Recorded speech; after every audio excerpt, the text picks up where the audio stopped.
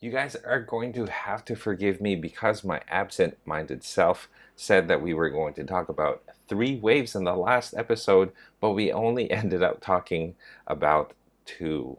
We, as in me. It was all completely my fault.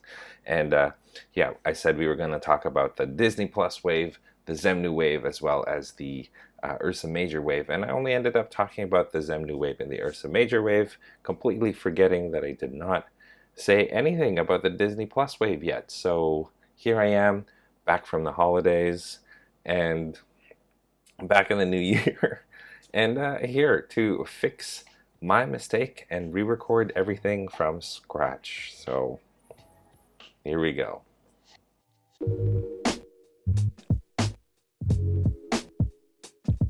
What's going on, you guys? Ramney here, and welcome to another episode of An Oral History of Marvel Legends. I believe this is episode number 15, and I want to thank you guys for tuning in to the podcast. So if you guys have been keeping up, the past two episodes have been kind of doing a roundup of the waves that we got in 2021, and I started off talking about the first three waves in the beginning, like 2 episodes ago, which was the Stilt Man wave and the Tri-Sentinel wave.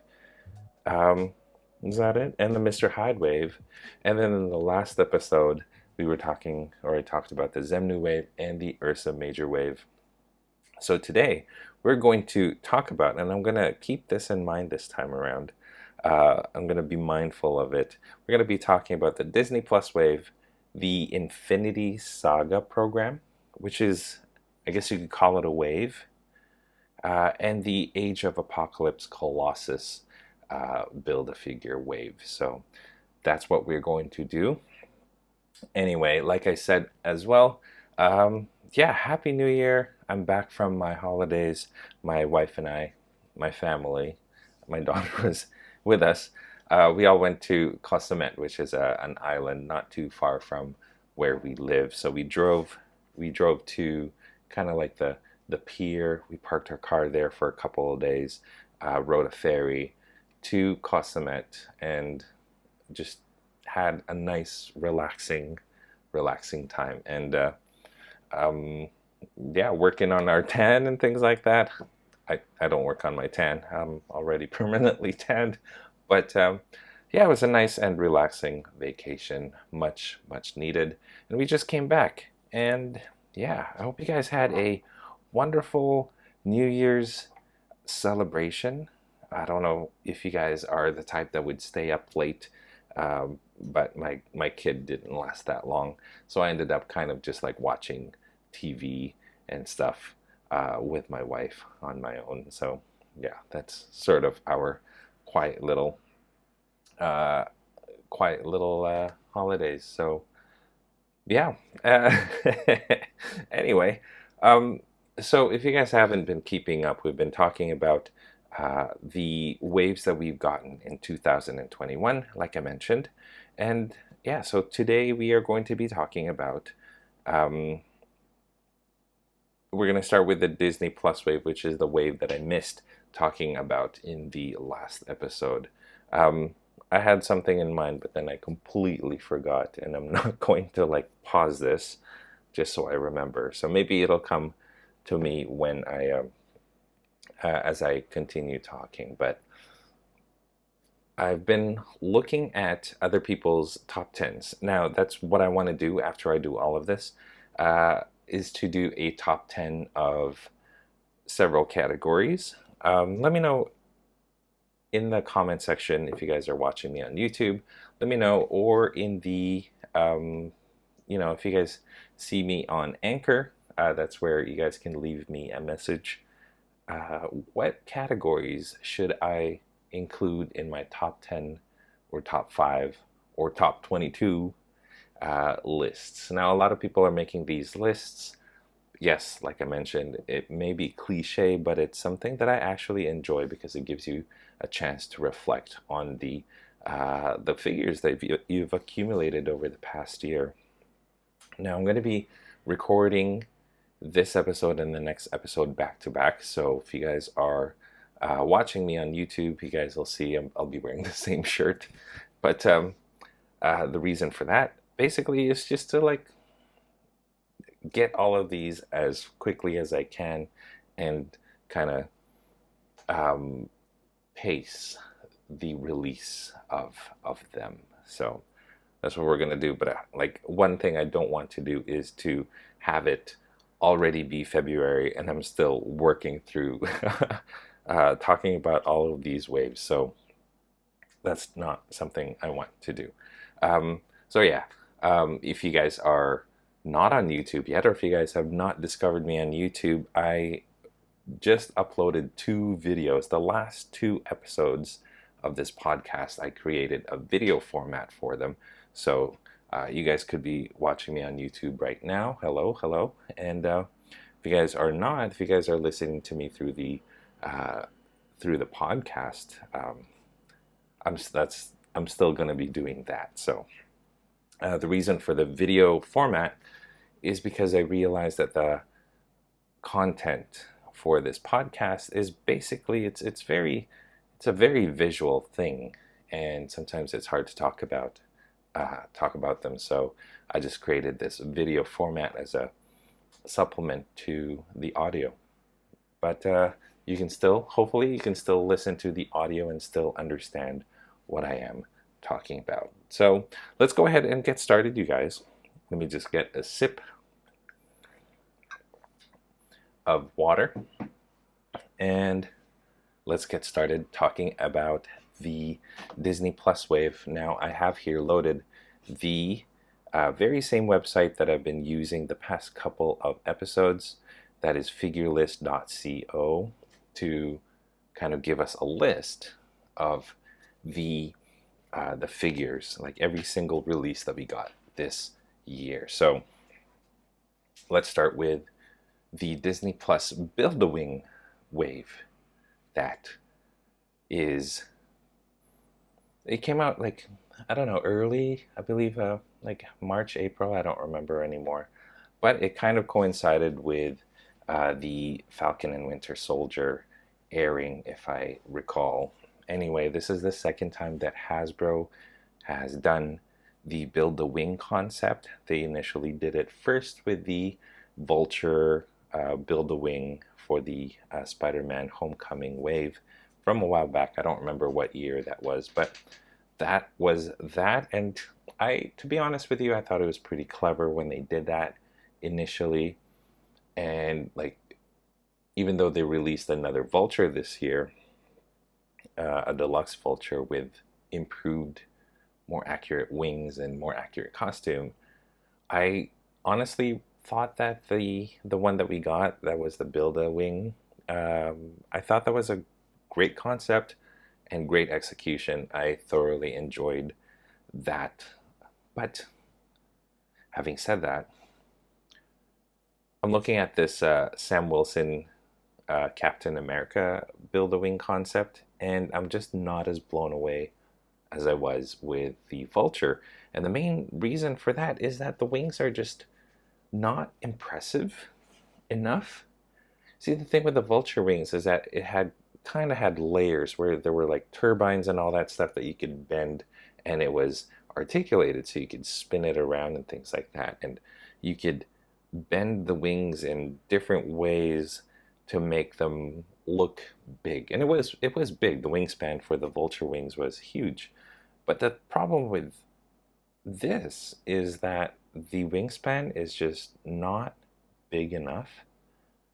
And so unfortunately it just suffers from it. Like the wings, I feel, need to be bigger, need to be bulkier, but here we got like really thin, flimsy wings, and there's just no girth to it. It's not wide enough, so didn't have the wingspan. So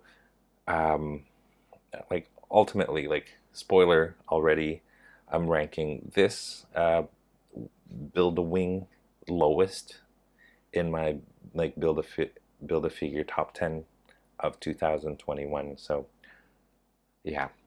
Anyway, I also wanted to mention that I kind of slowed down with collecting MCU figures this time around. I said I was going to stop, but then I kind of didn't because of how cool some of these looked. So anyway, let's go through them one at a time. The Falcon itself was pretty good, like the Sam Wilson Captain America. Sorry. The concept and the costume is really good from the show. Like, I really liked seeing it. It was a very comic accurate. It was a really good representation of what Sam Wilson Cap looked like in the comics. And yeah, they really did pull it off. And in toy form, Hasbro did a pretty decent job. The only thing is that it's not big enough, in my opinion. Because if you compare him with US Agent, I'm actually more impressed with the US Agent. I think the size of it is really good. And like if you put the two side by side, you can see that the US Agent is actually like bigger, thicker than Sam Wilson. And the problem is that it doesn't look that way in the show. I mean, the US Agent just didn't. He looked like a skinny dude. You know what I mean? So that's my main issue. And speaking of US Agent, I thought it was pretty good. The likeness and the faces also, they're doing a really good job this time around. And Anthony Mackie looks decent.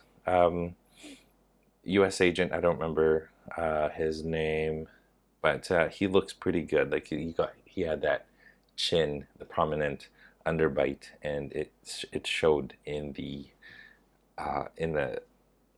figure. The only reason why it's like the only downside to the figure is the poor coloring of it, because it's not accurate to how he is portrayed on the show, which is a good show, by the way. So yeah, that's the US Agent. One big surprise is how much I enjoyed the Winter Soldier, the Bucky figure. I actually am. I just kind of put it away, and I'm reaching over to my side right now because he is within arm's length. Oh no, he's up here.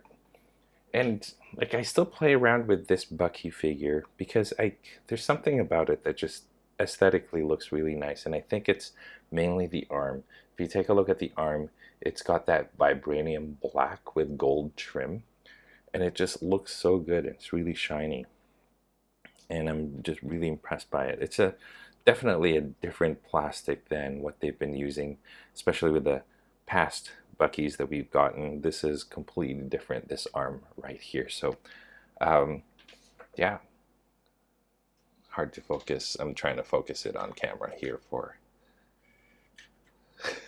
it's not working anyway.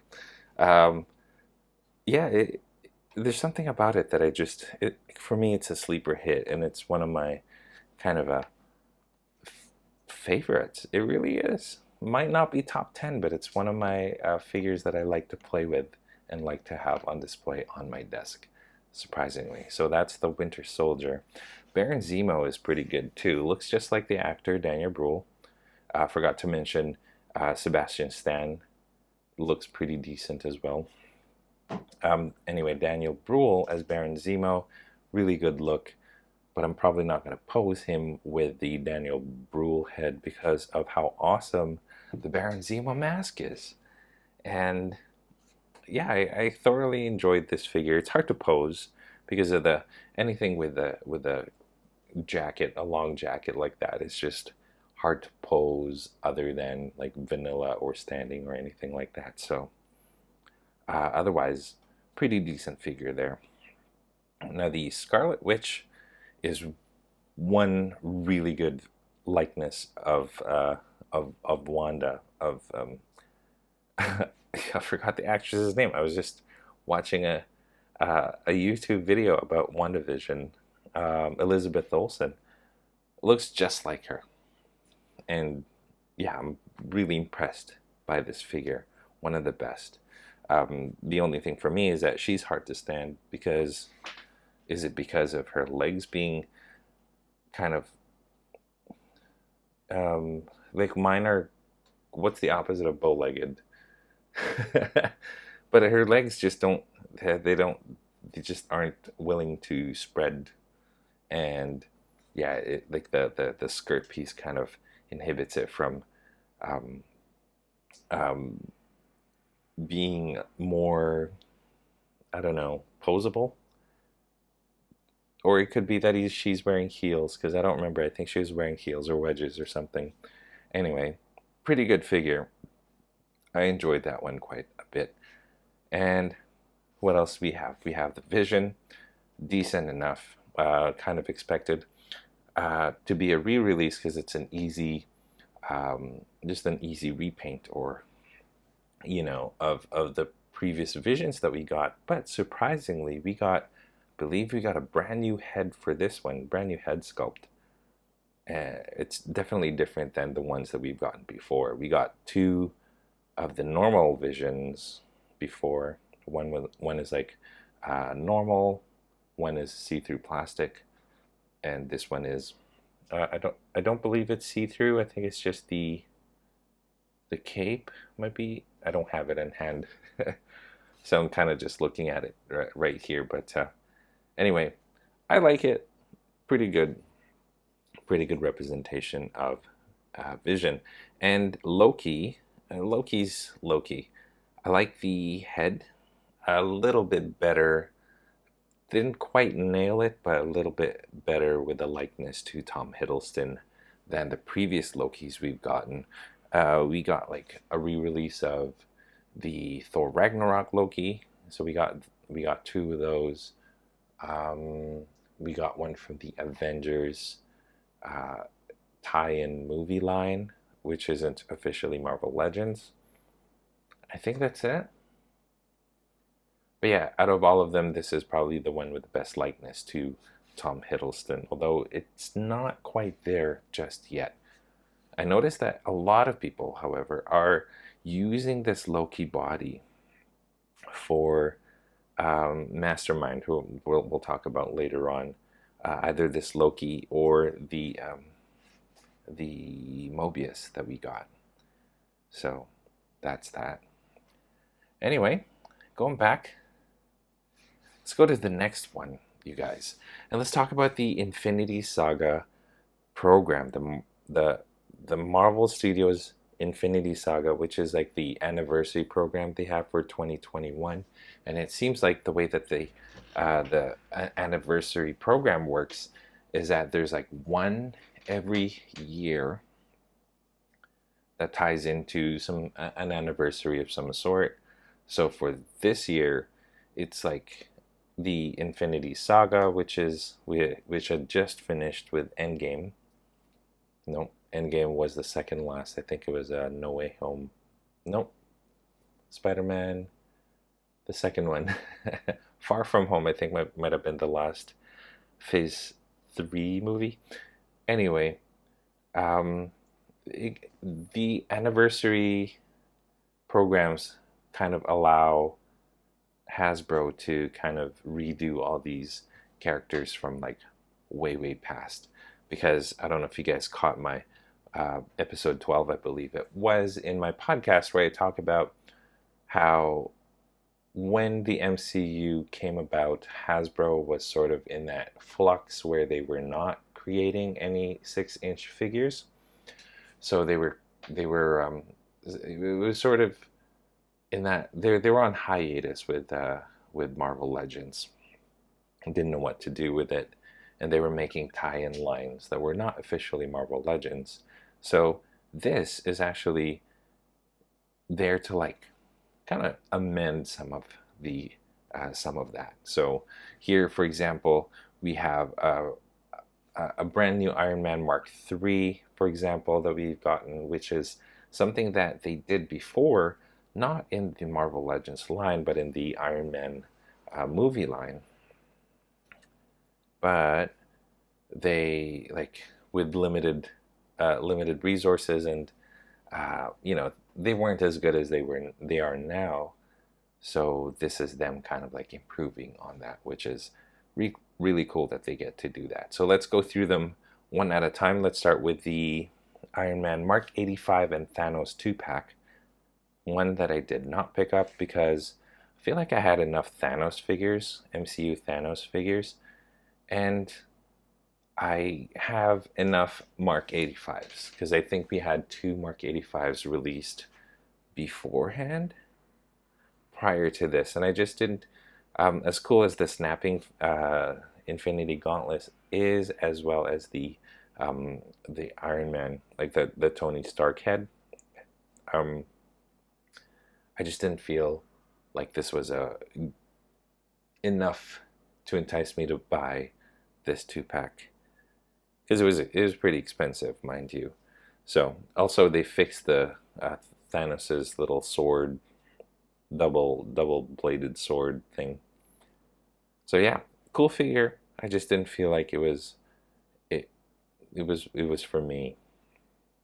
Um, so there's that, and then there's the Captain America from, I believe it was Infinity War.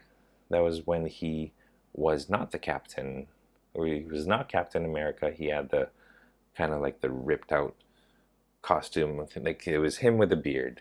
It was that costume, and if you guys remember, that was the costume where he kind of ripped out the white of the star on his chest, and things were a little bit more muted. Like the blues were darker, and it was dirtier. Essentially, it was like a lot more grayed out.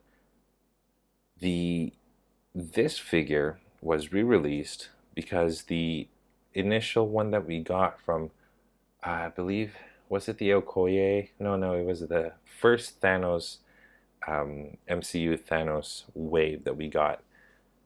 This is a huge improvement over that one because what this did was it fixed the complete inaccuracies of that previous figure. If you guys recall, the older figure that we got, the articulation was pretty off because like the articulation, it was a bicep hinge, but like it cut right in the middle of the bicep. I don't know if you guys remember that part. Also, the head sculpt was just not accurate whatsoever. So we got 2 head sculpts for this one, which is really good because it allows you to take one and put in the old one. And also the shields were completely different. Now you have to understand that Hasbro was working off of concept art, so a lot of stuff changes. With this one, the shield changed. The design for the shield definitely changed. So we got more accurate shields this time around. For me, however, I got custom shields to go with my older Infinity War Captain America. So now I got 2 sets, which was pretty good. So also the main issue that people have with this one is that it's just the blue is not dark enough. The actual like the previous release was actually better with that. So yeah, that's an odd thing. Now looking at Iron Man Mark III, this is a much improved version compared to the Mark IIIs that we got in the first Iron Man movie line. Those Mark IIIs had gimmicks to them because Marvel Legends is basically like the only line that Hasbro had that didn't have any gimmicks or anything like that. There were gimmicks such as like the figure that I have of the Iron Man Mark III was the one where you could like remove the armor. I believe that was Mark III. Yeah, you could remove the armor somehow. So yeah, it was very gimmicky, and it was like the scale was a lot smaller back then compared to now. So on my Instagram, if you guys are not following me, by the way, it is at Articulatrix on Instagram. The link is in the description of this podcast or this video.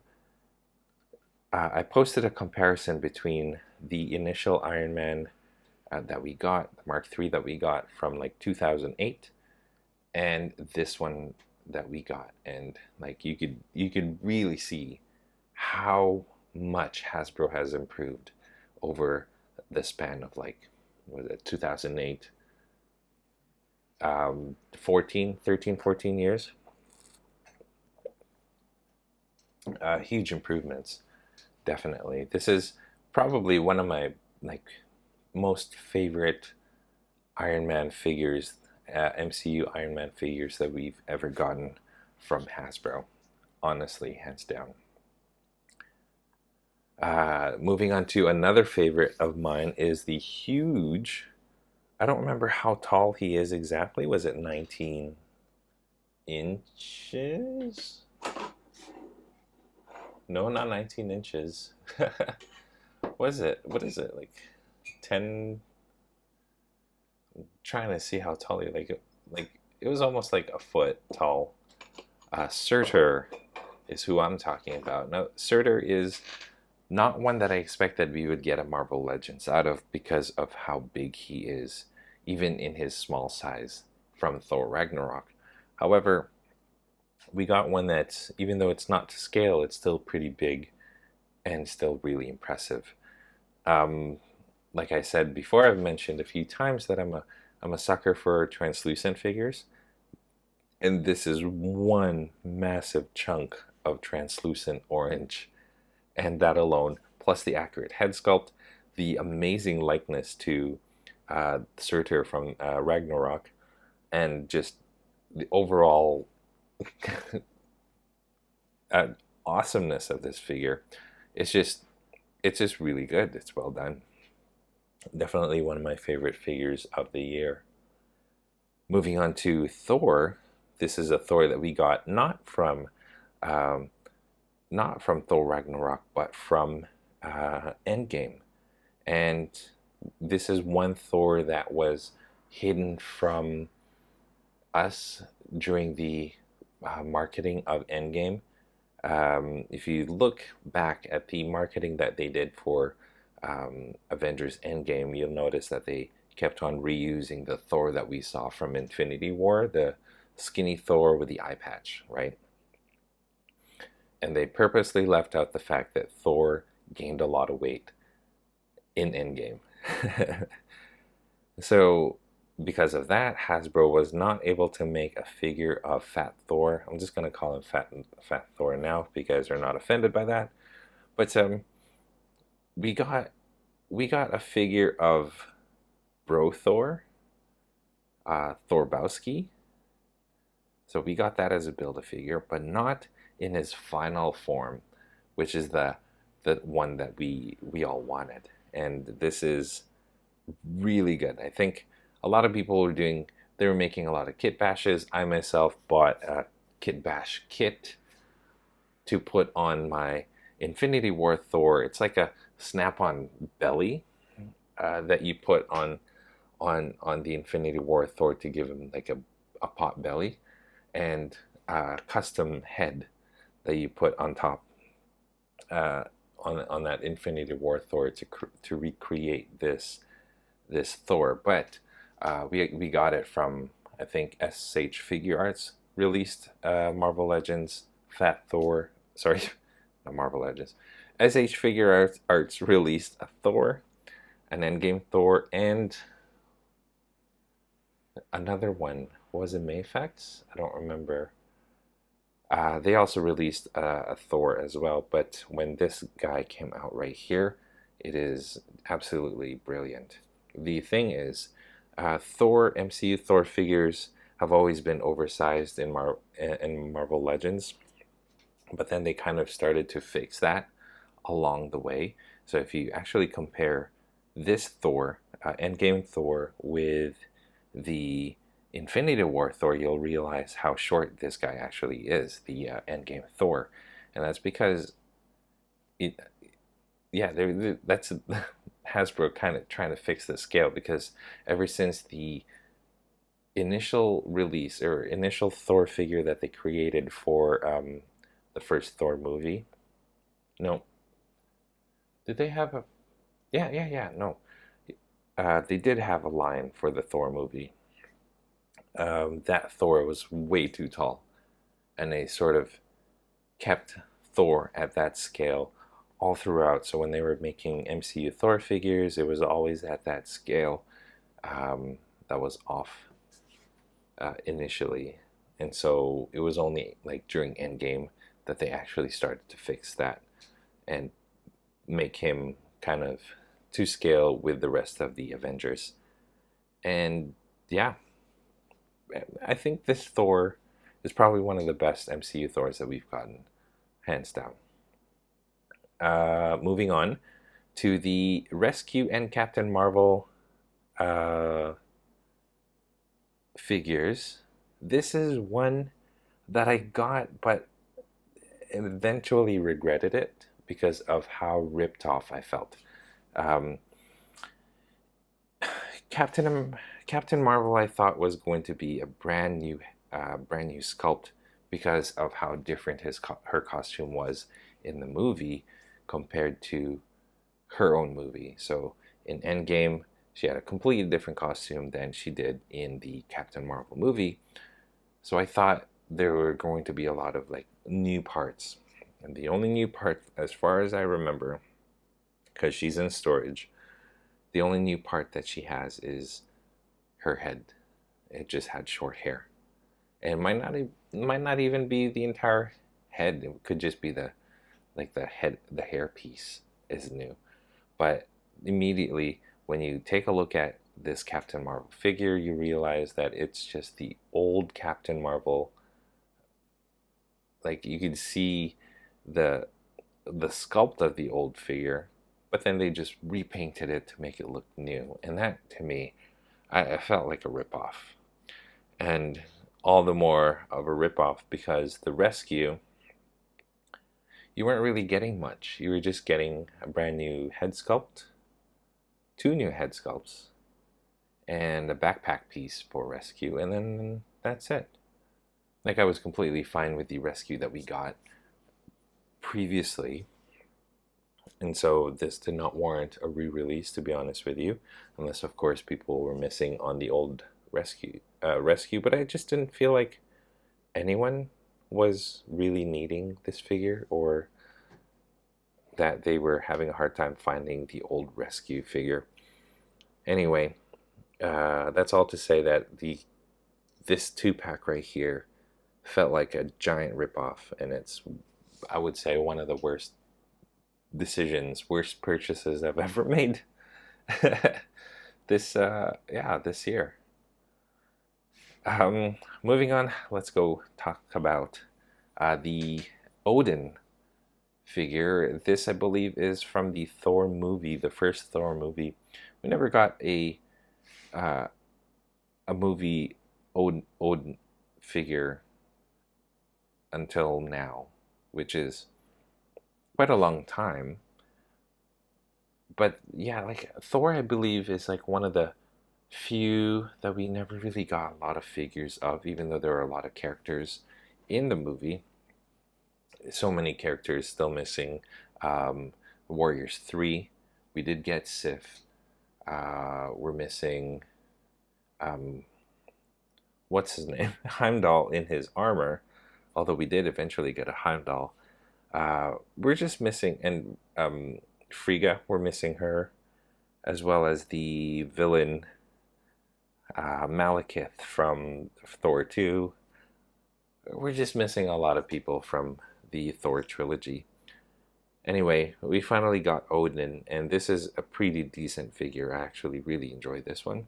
I think the head sculpt is decent, although I don't understand why we got two head sculpts that were almost similar to each other. Aside from, like, yeah, you know what the head sculpt reminds me of the, what do you call it? The meme. That guy, I forgot the name of the meme, but the guy that's always like smiling. Yeah, that guy, the old guy that's like smiling, but he's kind of sad, like a sad smile. If you guys remember that meme, let me know in the comment section, because I don't remember the name of the meme off the top of my head. Anyway, good figure. Let's go on to Happy Hogan and the Mark 21, or the Midas armor. I actually like the fact that we got a Happy Hogan armor because it's a brand new sculpt for bigger suited characters. the one that came to mind when I got this figure was Hammerhead, because I did remember that Hammerhead, the Hammerhead that we got from like way back, which was kind of like an alternate chameleon head. That Hammerhead was way too skinny, and he needed to be bigger. And this Happy Hogan was perfect for that. And surprise, surprise, later on we would eventually get a Hammerhead in this body.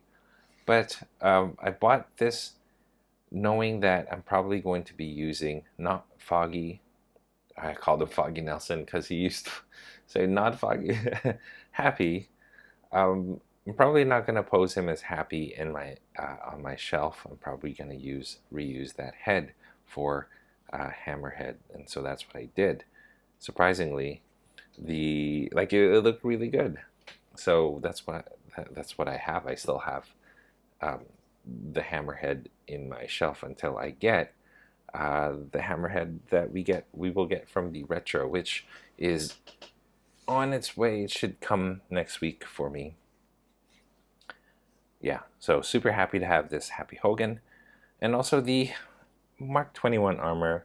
It's nice to have another armor, but the Mark 21 is a repaint of the, I believe, Mark 7 armor, the armor that he wore in Avengers, the first movie. So it's just basically a gold version of that armor, so no surprises here. The actual Mark 21 compared to this actually has a lot more details that could have been applied to here, but Hasbro just went with the what do you call it, straight up repaint just to save costs. Understandable, but yeah, that's just how it is. Another 2-pack is the Obadiah Stane and Ironmonger. And this one, the Ironmonger, is very, very, very impressive. The first Ironmonger that we got from the Iron Man line was just way too small, although it was really impressive at the time. I sought after that figure like I couldn't find it. I just was like looking through eBay to find it, and I eventually found one. Actually, no, I eventually found two. I found the Ironmonger, the one that the cockpit opens to reveal a tiny little Obadiah Stane inside. So I got that one, but I also got a repaint of it in Iron Man colors. I don't remember the name of it, but that happened, and I do have that figure still. It was cool to have him posed with other figures, but he just wasn't the right scale. So when this came out, I'm just very blown away, very impressed with all the improvements. Like every single piece here was brand new. Lots of articulation, even like the pistons, they moved. So just very impressed with this Ironmonger figure. Next to it, or with it, was Obadiah Stane, which is really cool. I thought Obadiah Stane would have been an easy head swap with any suited body, like suited Tony Stark body. You could have put a Obadiah head swap there. Although he is a little bit bigger than, like in the first Iron Man movie, Obadiah was a little bit bigger than Tony. You could have fudged it and it would have been fine. But yeah, they put Obadiah in the, I believe this is like the bigger suited body, like the one with the Old Man Logan, the movie Logan body, I think is what it is. So pretty cool, good use for it. So yeah, I like that. And then the last one was one that Ryan Ting kind of championed, and that is the Marvel Legends Quicksilver. The head isn't quite Aaron Taylor Johnson, but the body, or just the whole aesthetic of it, is really good, very impressive. I like the accessories as well, which is like little beat up Ultron parts. Nice to have those as well. So nothing much to say. Like, this Quicksilver actually turned out really nice. Unfortunately, we don't have a Wanda Maximoff that is accurate to Age of Ultron, so there's really no one to pair Quicksilver with. So that's the only unfortunate thing. Yeah. Anyway, that is the second wave or program that we're talking about. Now we're moving on to the third one, which is the Age of Apocalypse Colossus Build-A-Figure wave. Right off the bat, I was not super impressed with Age of Apocalypse. I tried reading it when I was younger, like in my, I think it might have been like early 2000s by then. Like the saga was like way done past. Tried reading Age of Apocalypse, never got into it, so yeah, so there's that. But I did get the first wave of Age of Apocalypse figures. That's the Sugar Man Build-A-Figure wave from a year ago, I believe it was. I got that and was very impressed with those figures, so definitely had to get this one. And the one that I was most looking forward to really was Legion, because of course Legion appeared in 616, but everything else is pretty good. So let's go through them one at a time, and I'm going to talk about the Colossus Build-A-Figure last, but let's talk about Cyclops first. And this Cyclops is pretty average for me. I have all of the Cyclops figures that Hasbro put out. So again, Bucky cap body, that blue that doesn't really, like, there's no paint apps to it. It's just basic blue plastic. It didn't seem very impressive. Like there was some, I think some paint details in the, like the metallic parts, the armored arm part, but overall I was a little bit underwhelmed with this Cyclops figure. And I don't know if your figure is similar to mine, but it's hard to stand him up because the ratchets on his feet just don't prevent his feet from being like flat on the ground. He's either doing the um, like he's either leaning forward like Michael Jackson is in Smooth Criminal, or he's leaning back, but there's no like neutral 90 degrees standing straight up. The ratchets and the feet just won't allow that. Let's go to Iceman. This Iceman is pretty impressive. I actually really like the translucent effect that they applied for this guy, although he is a little bit too blue. I feel like out of all of the Icemen that we've gotten, this is the one that has ice effects that impressed me the most. So that's that. There's that going for it. It is a combination of like Pizza Spidey bodies, Pizza Spidey limbs, with a brand new torso, I believe it was. So yeah, like there's something about it that looks different, but also familiar. So it is a mishmash of different parts. Shadowcat, really good. It was the legs are a reuse of the Lady Deathstrike legs that we've gotten. Have we talked? I don't think we've talked. No, yeah, I think we did talk about Lady Deathstrike, didn't we? Forgive me, you guys. My last recording was a couple of days ago. Yeah, I'm pretty sure we talked about Lady Deathstrike when we talked about the Xemnu wave, right? Where are we? Yeah, so Shadowcat uses the Lady Deathstrike legs, the ones with like the horizontal striations, and a lot of it is really good. The head, the face sculpt looks kind of bored to me, but overall the execution is really well done. I'm actually quite impressed with this figure. Sabretooth is really good. As plain looking as he is, there's something about him that it just looks really good. I think it's because we got two really good head sculpts. We got a really good reuse of body that we haven't seen in a while. The body that they used for Sabretooth is actually the old Colossus, modern Colossus from the Warlock Build-A-Figure that we got a while back. Correct me if I'm wrong. But it was reused from Colossus.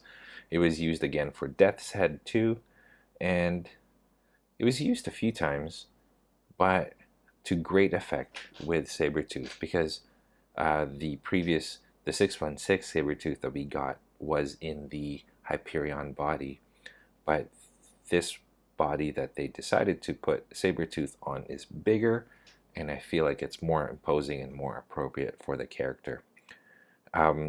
Like the suit itself is like this ugly mustard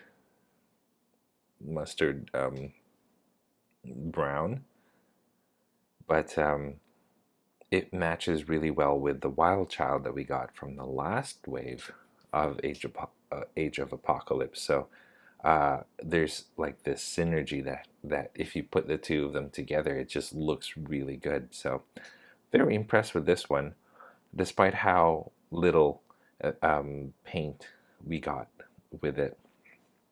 Yeah, that's unfortunately not the same for the AOA Magneto, which again, just like Cyclops, just like Sabretooth, like even Shadowcat, there's just not a lot of paint details or paint apps applied. It's just the color of the plastic is the color of the figure, aside from like little bits here and there. I'm not impressed with this one. It looks like the old Magneto figure, but the cape was updated and the head sculpt is updated. So we've seen it before and just not impressed. Obviously there are some changes to it, but yeah, I just wasn't impressed by it. Rogue is actually pretty good.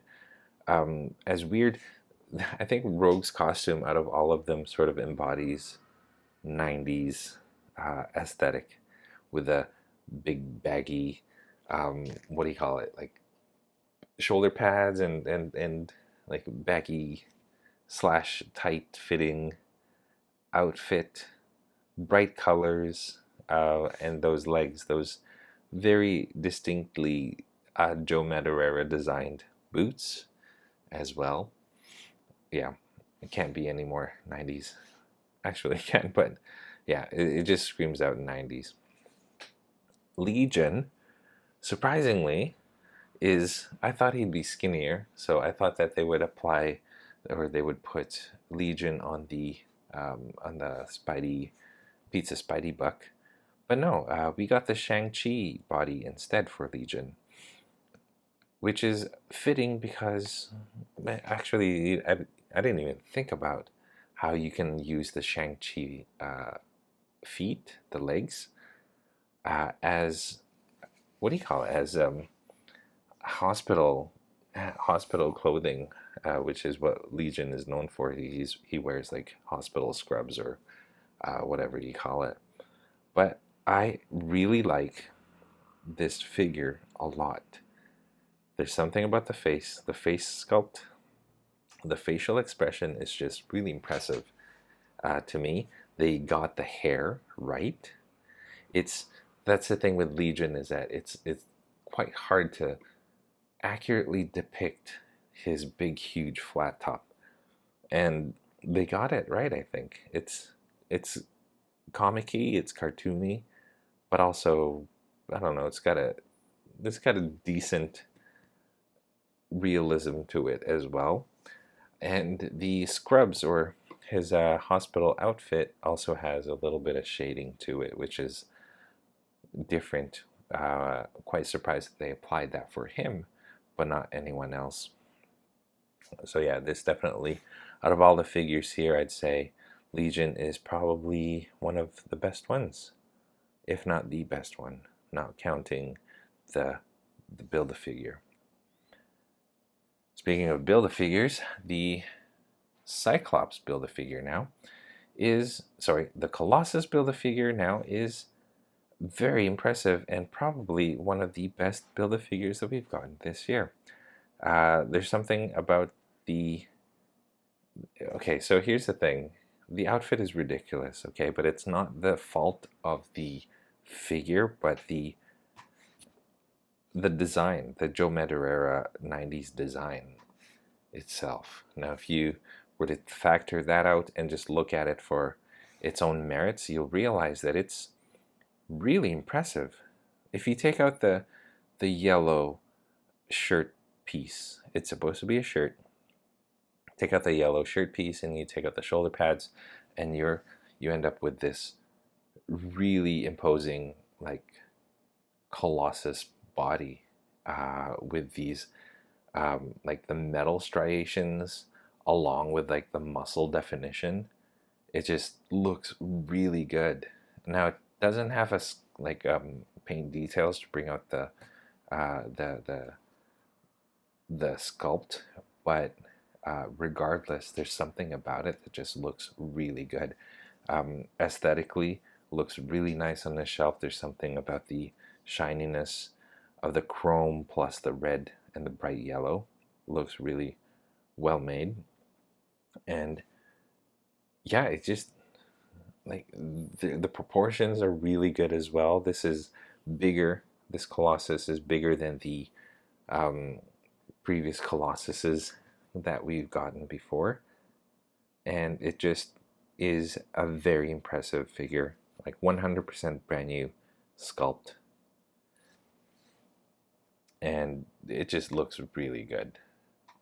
It really is one of the best figures.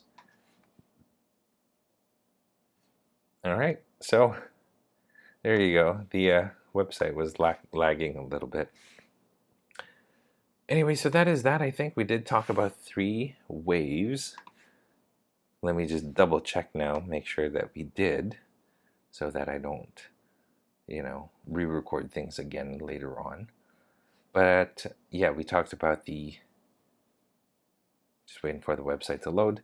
We did talk about the Age of Apocalypse Build-A-Figure wave. We talked about the Infinity Saga program, as well as the Disney Plus wave. So that is that, you guys. Thank you so much for tuning in.